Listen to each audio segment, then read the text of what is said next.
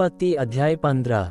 इन बातों के पश्चात यहोवा को यह वचन दर्शन में अब्राम के पास पहुंचा कि हे अब्राम, मत डर, तेरी ढाल और तेरा अत्यंत बड़ा फल मैं हूँ। अब्राम ने कहा, हे प्रभु यहोवा, मैं तो निर्वंश हूँ और मेरे घर का वारिस ये दमिश्की एलीएजेर होगा, सो तू मुझे क्या देगा?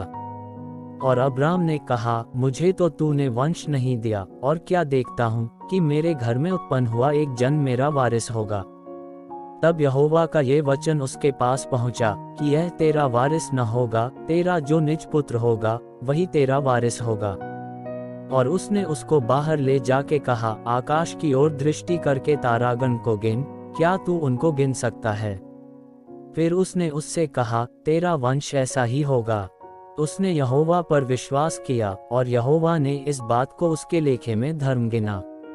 और उसने उससे कहा, मैं वही यहोवा हूँ जो तुझे कसदियों के ऊर नगर से बाहर ले आया कि तुझको इस देश का अधिकार दूं। उसने कहा, हे प्रभु यहोवा, मैं कैसे जानूं कि मैं इसका अधिकारी हूँगा? यहोवा ने उससे कहा, मेरे लिए 3 वर्ष की एक कलो और 3 वर्ष की एक बकरी और 3 वर्ष का एक मेंढा और एक पिंडुक और कबूतर का एक बच्चा ले।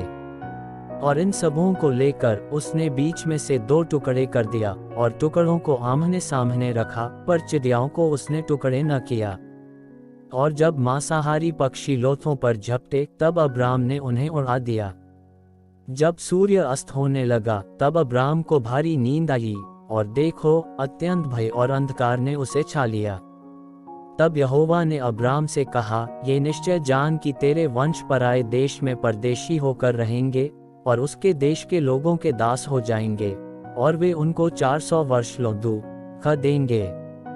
फिर जिस देश के वे दास होंगे उसको मैं दंड दूंगा, और उसके पश्चात वे बड़ा धन वहां से लेकर निकल आएंगे।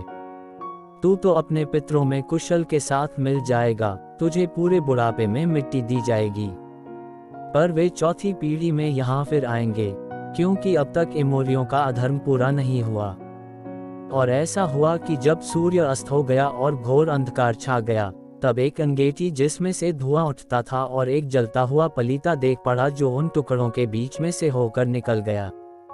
उसी दिन यहोवा ने अब्राम के साथ यह वाचा बांधी कि मिस्र के महान से लेकर परात नाम बड़े न तक जितना देश है, अर्थात कैनियों, कनिज्जियों, कदकोनियों, हित्तियों, परिज्जियों, रपाइयों, एमोरियों, कनानियों, गिरगाशियों और यबूसियों का देश मैंने तेरे वंश को दिया है। परमेश्वर इस वचन के पढ़े और सुने जाने के द्वारा आप सभी को आशीष दे।